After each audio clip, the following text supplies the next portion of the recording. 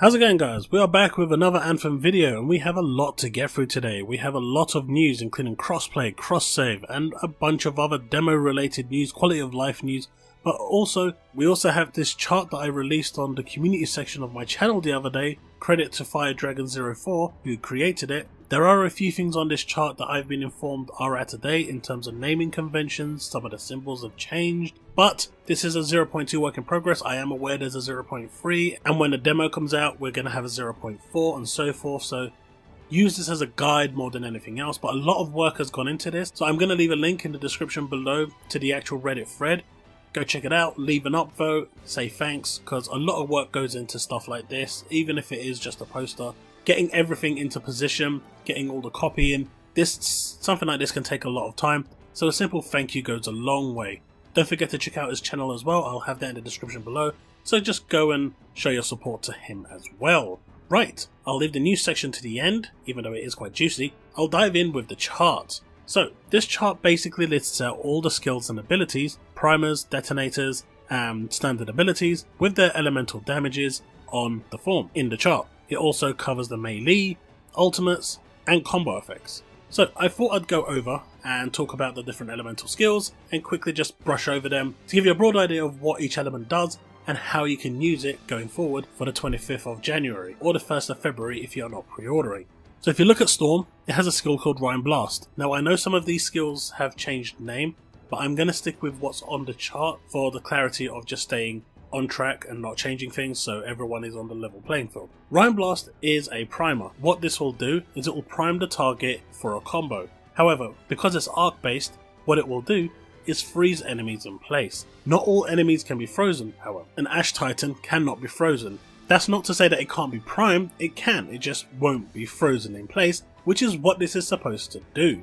Lightning Strike as well has a similar effect. It doesn't freeze them technically, but I do believe it's like a stun of some kind.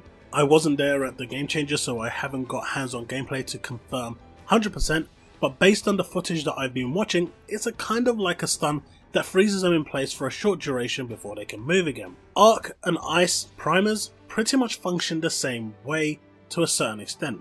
So the big one that's actually quite different and quite drastically different that you're going to be wanting to use is something like Living Flame for Storm, Firewall Mortar, or Explosive Blaze. These are fire-based elemental primers, and what these will do to the enemy is not only do a lot of raw damage, but they will also add a burn effect, which will do a damage over time. So this is actually a really strong primer to go with, and something that you should be looking at going ahead. Of course, enemies may have elemental weaknesses, and it may be strong to fire, at which point you won't want to use this and want to go with something else that will actually increase the damage. So the final element that you want to look at is Acid. It's weird that Storm doesn't have any acid based abilities, however what it does have is the combo effect, which I will get to in a minute. Because of that, it makes it almost one of the most powerful javelins in the game. So what is so good about the Acid element?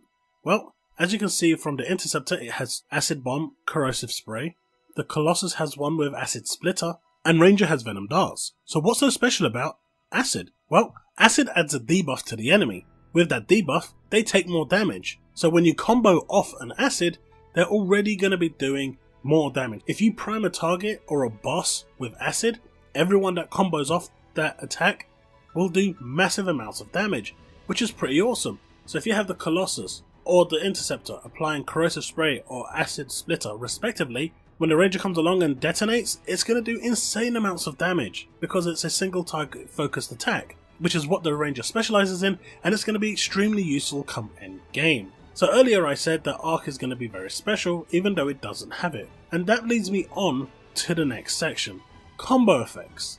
So combo effects is something that will happen after you've comboed. Now Storm doesn't have any acid based attacks, however if we read what its combo effect does, AoE Spread spreads the elemental effect to nearby enemies. It means that anyone within the vicinity of the enemy that's been primed, if the Storm goes in and does a combo, all of those around it will be primed with acid, meaning everyone else can go in and deal insane amounts of damage for cleaner. Though it doesn't have an acid based primer, it has one thing even better, and its combo effect is pretty much going to be got to and require it in every setup. If you're going up against a lot of mobs, you really do want to take a Storm with you just for this effect only. I mean, just think about it. You go in with a Colossus. Colossus goes in, uses Acid Splitter, then comes the Storm, uses Flame Orb, detonates. As it detonates, the combo effect comes into place, AoE spread of the Acid Splitter. Then you have the Ranger moving in with multi-target missile battery as an additional detonator, but it's the ultimate, and with all the enemies around the boss being primed with acid, having a debuff, taking more damage, boom! Mass amounts of damage! It's just surreal. Additionally, when you're looking at the ultimates, Ranger and Colossus act as detonators. Storm's ability acts as both a primer and a detonator, so you can actually have it at the beginning or the end. And find the Interceptor being a detonator and invincible. So it's pretty cool stuff here. So that's pretty much all I wanted to say when it came to this chart. It's a fantastic guide to get you started for that demo coming along. I definitely recommend you go to the Reddit post, say a thank you, go to his channel and show him some love, because a lot of work goes into this. And now, with that out of the way, on to some news! So, let's get going. Right, so let's get started with the news that's been circulating around. Mike Gamble was asked, will Anthem run on PS4 Pro and Xbox One X at 1080 60 frames per second? The response is no. They've prioritized visuals. They can look at prioritizing frame rate maybe as a future thing. The next question below was, how about 4K 60 frames per second on Xbox One and PS4 Pro? This person has a very vivid imagination that something like this is remotely possible on the current tech. I mean, it's pretty difficult on PC, to be fair. Michael Gamble said, I'm not sure of a game that is able to do that. Anthem 100% will not run at 4K at 60 frames per second on console, but it will run on PC if you do have the rig for it. And just to be clear, because it wasn't expressly stated, Chonky Kong and Mersin, I'm not going to try. To be clear, Anthem will run at 4K 30 frames, correct, for Xbox One X and PS4 Pro. I second this question, 4K, and Michael Gamble said yes. So, Anthem on both will run at 4K 60 frames.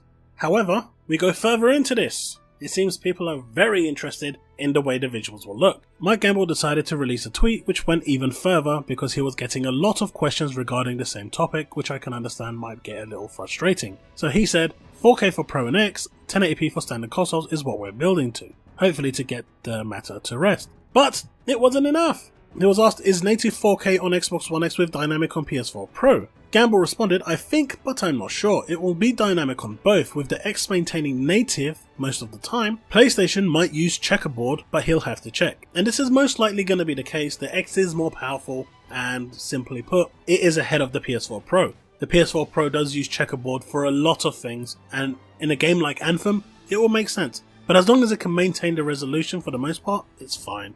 Next we move on to cross-save and crossplay. Vope asked, thanks for being transparent with all the questions and answers. What are the chances we get global progression?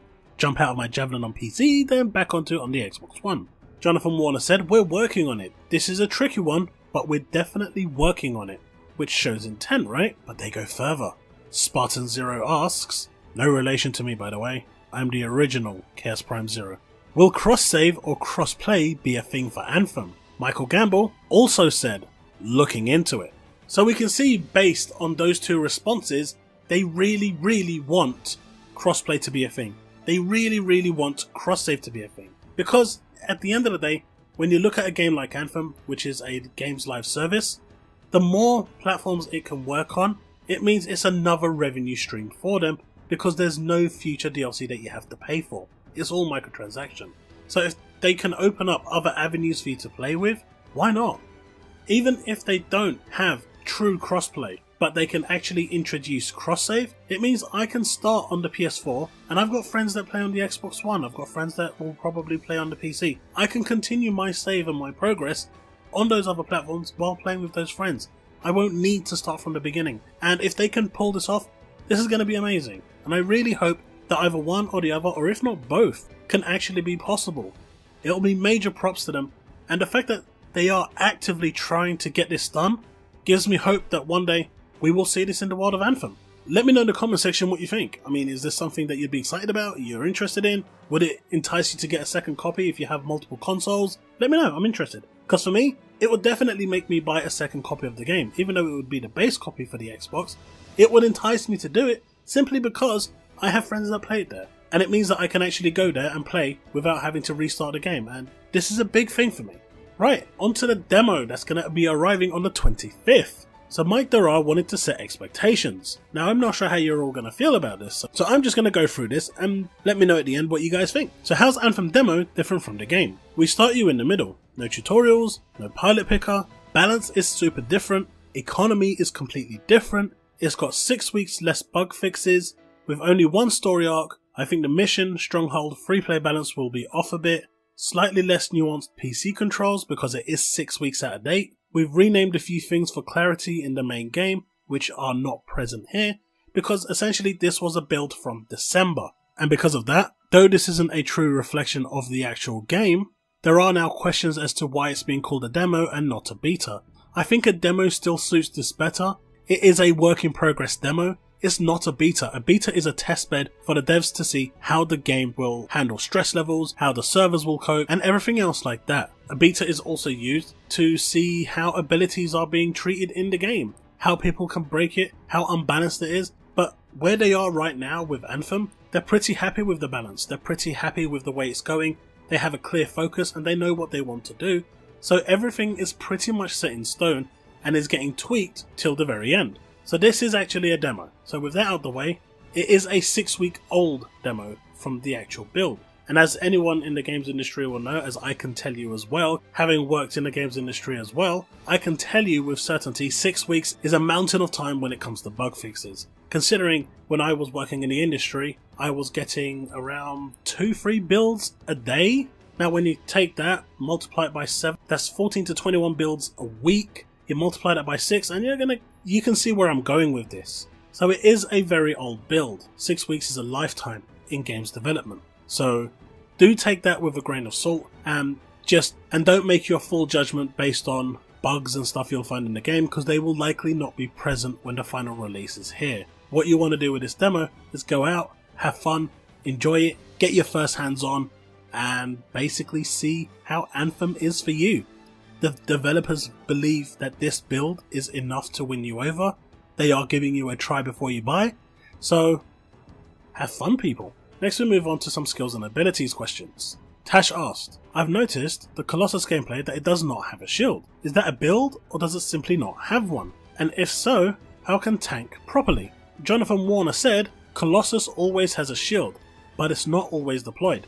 So the way Colossus will work is that you'll have a set of skills that you can use without the shield and a limited number of skills that you can use with the shield. So the gameplay will change quite a bit dependent on which state you're in, but that is exclusive to the Colossus because it can't have everything with the shield out, otherwise it will just be broken. Which I'm totally fine with, by the way. Michael Benheim asked, Hi Ben, just wondering if there's any kind of aim assist on weapons or melee attacks. Some of my clanmates are curious about melee targeting on the Interceptor. Ben Irving said, We are very generous with how we assist you with melee, so expect a lot of aim assist for the Interceptor, is basically the answer here. Ricky Vandekar asked, Will there be anything available in Anthem that will allow us to use, on Storm for example, 2 blast seal abilities instead of 1 blast and 1 focus? Ben Irving said, Nope, these are the choices you have to make. Essentially, you're not breaking our game. Go away. But good question. Lucy in the Sky asks, cool name by the way, is there an advantage or point to using the non-combo abilities? Fantastic question. Absolutely brilliant. Because up until now, everyone's been focused on priming, detonating, and using the combo effect to their advantage. But what if you don't? And what are the penalties for getting it wrong? Well, Ben Irving goes into this. They do more damage compared to a detonator that doesn't detonate. So if you fail your combo, then raw abilities will do more damage, or than one that has non-damage effect, and more raw damage than a primer because they don't provide the prime effect. So a primer does less damage because it primes a target for the second follow-up. A detonator does more damage if it connects as a combo. If it doesn't, it does less damage. Non-prime or detonator abilities will do more raw damage than a primer and a failed detonator, but it won't do more damage than a combo. So though it may seem lucrative to use non-primed abilities for that first attack, just remember that that first attack that you do to prime is to set up the combo for the mass amounts of damage. Raw abilities will have a set damage. If you're just starting out, I would recommend getting used to the primer and detonator abilities, but sometimes this won't be possible. Maybe some things will actually be immune. I don't know, because I haven't had a chance to play it yet. I wish I did, but I don't. But this sounds interesting. It means that you have to think about and learn your enemy as you go along. Really, really good question. From John Whitfield. Can you please explain if ult regen is strictly time-based cooldown or affected by doing regular damage to enemies? It's affected by things you do in combat. We come to our final 3 tweets. We're coming to the end of the video. You're leaving me. Right. Ruki Iskarot asked, hey, are there going to be any servers in Asia? You haven't specified anything for the Asian players. And the answer is yes. They'll have dedicated servers around the world. Now obviously this will raise the question, what happens if I'm in the UK and I want to play someone in the US? Can I connect to them? Chances are probably not, as they're going to be separate server based. However, there is a however, if I want to play with someone from the US and I have them in my friends list, like I do currently, I can invite them and we can play. Which server we actually land on, I don't know. I'm assuming the host will be the one that hosts the server, so your ping might be a little higher, but it is possible to play with anyone around the world. A nice question here from One Suffer Ninja. Hey guys, I wanted to know if weekly streams would still occur after launch, or if it would maybe slow down a bit. Ben Irving said, our goal is to keep them up. And finally, for all of you glamour enthusiasts, you fashionistas, you endgame designers, Jay asked, can we customize the thruster color on the suits? Ben Irving said,